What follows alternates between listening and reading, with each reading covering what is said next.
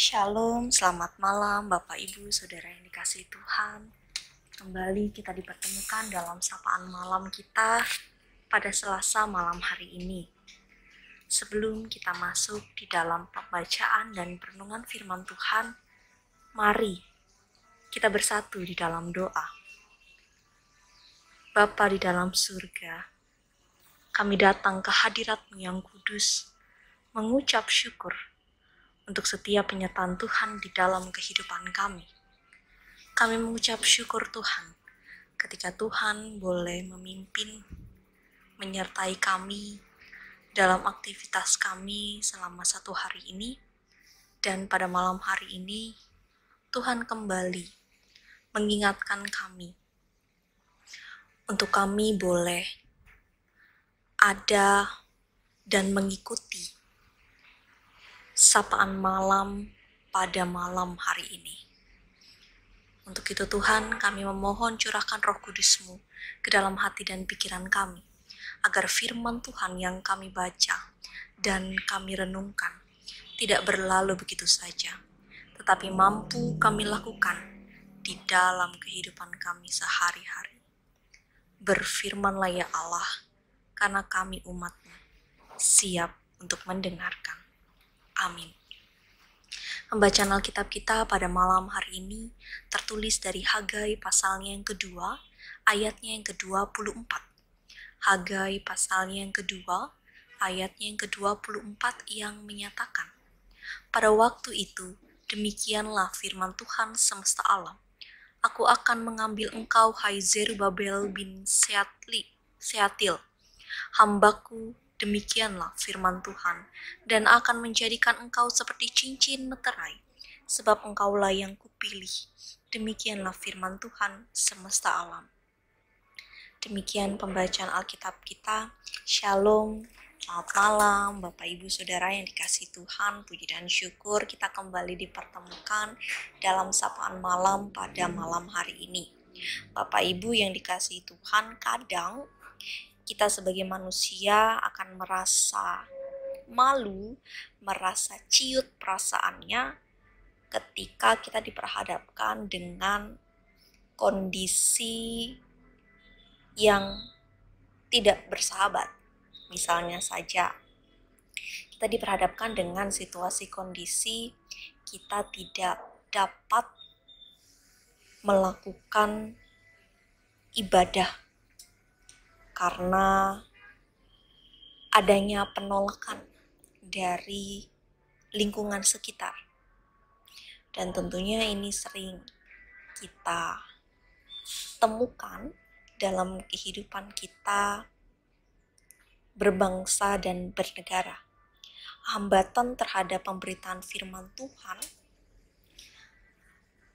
mulai sering kita lihat, sering kita rasakan.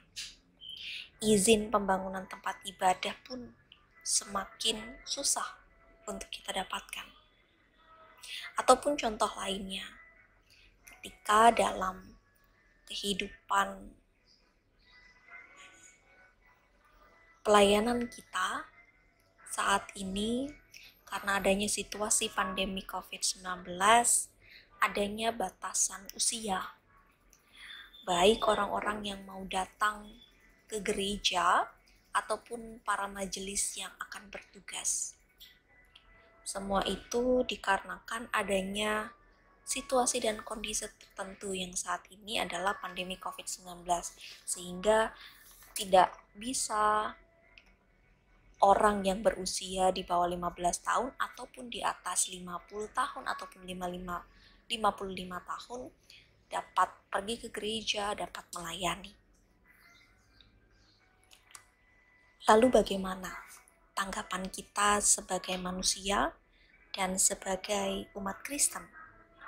Bapak Ibu Saudara yang dikasihi Tuhan, dalam pembacaan kita pada malam hari ini, bangsa Yehuda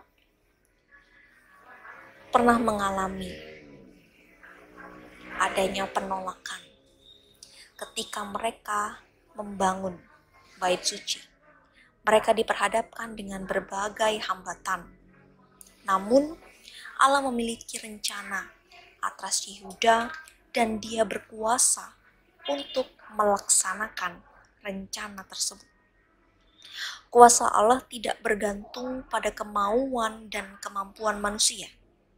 Namun, bukan berarti dia tidak melibatkan manusia dalam karyanya.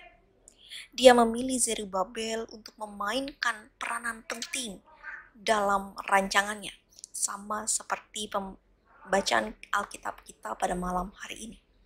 Kepada Zerubabel, Allah berjanji akan meruntuhkan struktur kekuasaan dan berbagai pihak yang bermaksud melawannya. Allah melakukan semua itu agar Zerubabel menyadari bahwa ia adalah hamba Allah.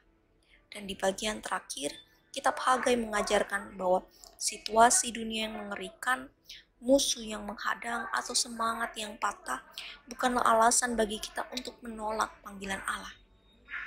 Untuk itu, Bapak, Ibu, Saudara yang dikasihi Tuhan, sebagai orang percaya kita memiliki hak istimewa untuk terlibat dalam rencana Allah di negeri ini. Jangan karena merasa tidak mampu, kita jadi ragu untuk terlibat dalam karya keselamatan Allah. Jangan karena takut akan beratnya medan pelayanan, kita jadi mundur. Ingatlah, Allah kita itu berkuasa dan Dia berkenan pada mereka yang taat kepadanya. Ketika kita ada dalam situasi pandemik COVID-19 saat ini, meskipun kita diperhadapkan dengan terbatasnya orang-orang yang boleh datang di dalam gedung gereja, boleh terlibat dalam pelayanan, tapi dari kekuatan dari Roh Kudus dan kemauan kita untuk selalu mengikuti ibadah, untuk selalu melayani Allah, biarkanlah itu tetap ada. Jangan sampai hanya karena adanya pandemi kita terbatas untuk bisa beribadah dan melayani, akhirnya kita mulai malas untuk datang beribadah. Dari perikop ini kita kembali diingatkan Allah mau melibatkan kita dalam setiap karya keselamatannya di dunia. Untuk itu, kuatkanlah hati kita untuk tetap setia kepadanya, karena Tuhan akan selalu menepati janjinya, yaitu menyertai kita sampai akhir zaman. Tuhan Yesus memberkati kita. Amin. Mari Bapak Ibu Saudara, kita bersatu di dalam doa, kita berdoa. Bapa di dalam surga, kami bersyukur Tuhan boleh selalu menyertai kami dalam aktivitas kami di pagi hari hingga malam hari ini.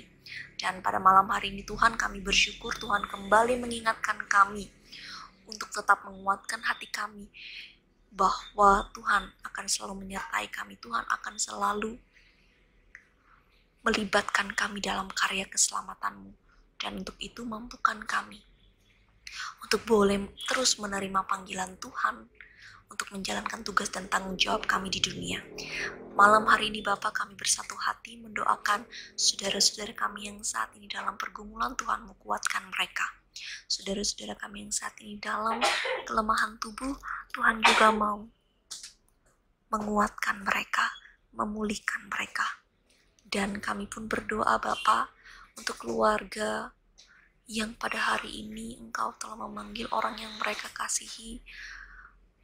Tuhan juga mau berikan penghiburan yang sejati bagi keluarga yang ditinggalkan. Bapa di dalam surga, kami mau menyerahkan kehidupan kami ini ke dalam tangan kasih Tuhan. Tuhan yang mau pimpin dan sertai kami Bapa.